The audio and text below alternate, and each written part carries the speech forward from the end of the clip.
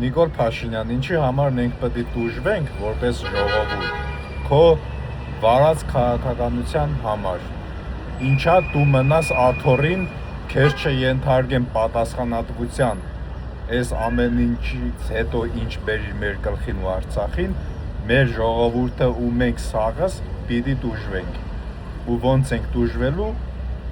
հեսա որ Ռուսաստանը փակեց, ամեն ինչը թանկացրեց, արգելքները դրեց, շատացրեց, ամեն ինչը արգելեց։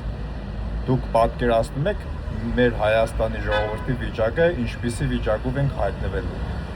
Ամեն ինչ, ամենուր թանկանալու է, ոչ մի դախոտ չի բարձրանալու ու մենք ստիպված ենք լինելու ամեն ինչում խնայել, որպեսզի խայցավի հաց ու մակարոն կնենք ապրենք։ Դուք մեզի տանում եք դրան,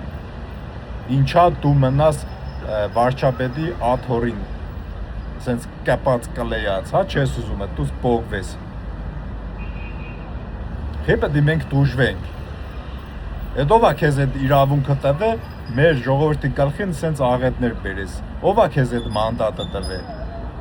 Հա? Ով է այս ամեն ինչի պատասխանատուն լինելու։ Իհարկե ոչ դու։ Դուք սաղդ լավ էլ փողեր եք ստանալու, ստանում եք ու ձեզ էդի ոչ մի կերպ չի անդրադառնալու, ոչ մի թանկացում։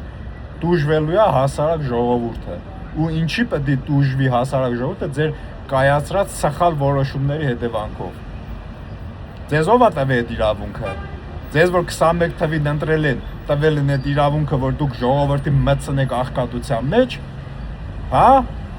Հաստատ չեն տվել։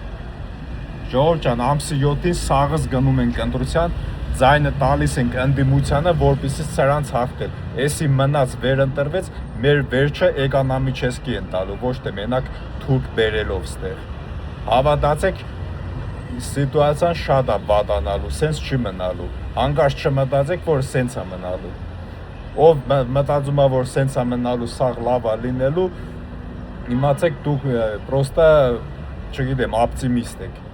Սենց չի լինելու, շատ վատանալու է, ես չեմ վախացնում, ոչ ինչ-որ պրովոկացիա եմ անում։ Ես ուղղակի վերլուծում եմ ու հասկանում եմ, որ այս ամեն ինչը մեր վրա շատ վատ է անդրադառնալու։ Դրա համար ես չեմ կարող լռեմ ու այսպես պետք է հելնեմ խոսամ, որ չգիտեմ, մի բանով կարենանք այս ամեն ինչի թեմա առնել։ Ես չեմ ուզում ստեղ բանի պես ապրել ամեն ինչից դժված։ Չէ՞ պետք է ժողովուրդ դժված ապրի ձեր հիմար որոշումների համար։ Խի